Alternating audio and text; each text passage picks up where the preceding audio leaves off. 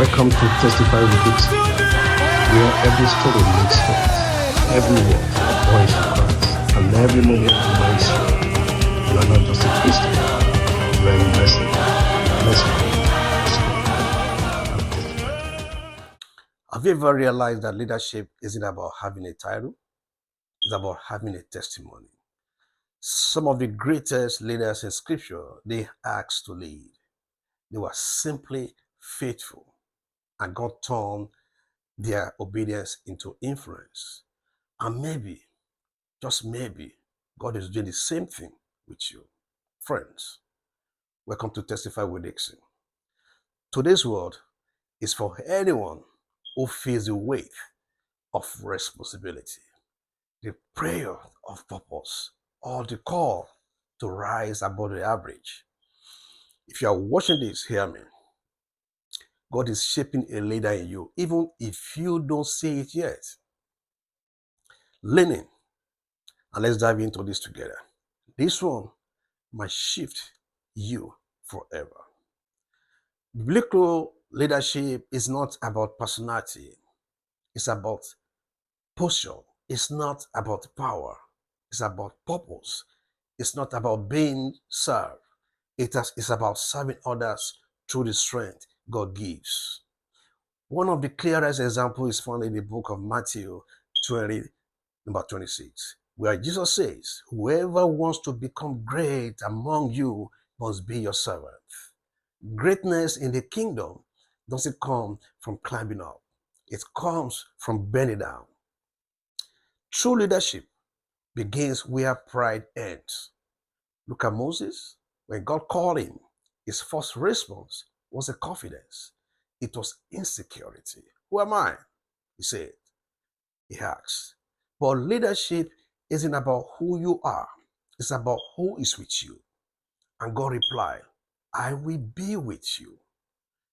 That is leadership. God working through an available vessel. Consider David. He wasn't appointed because he was the strongest or the oldest. He was chosen because he had a shepherd's heart. Leadership begins in the unseen places, fields, quiet moments, acts of faithfulness. Before David ever led a nation, he led sheep. Before he fought Goliath, he fought lions and bears. Leadership is built in private long before it is revealed in public. Then look at Nehemiah. He wasn't a warrior. He wasn't even a priest.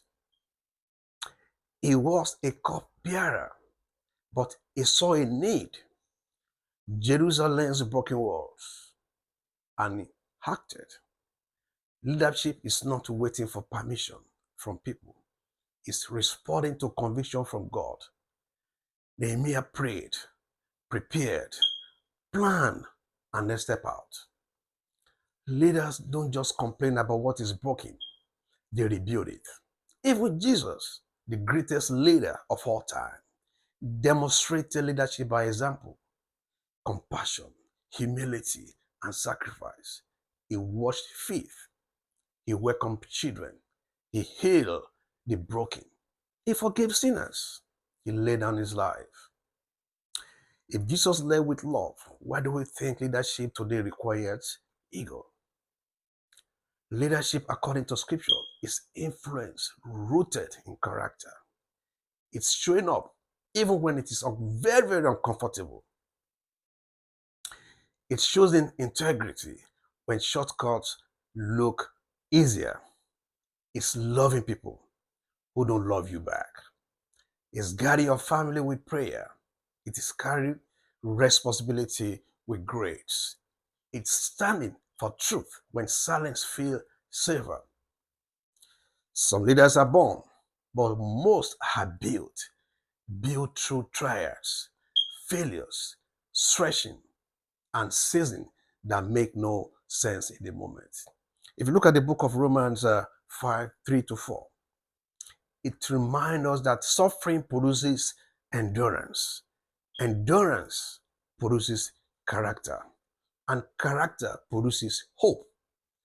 That is the formation of a leader.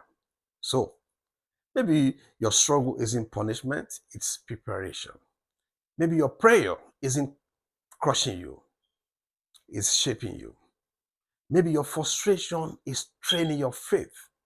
Maybe your current season is developing the wisdom required for your next season.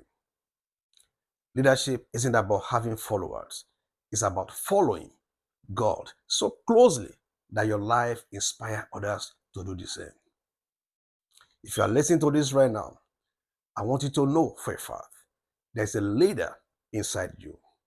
God sees it, heaven recognizes it. Your future depends on it.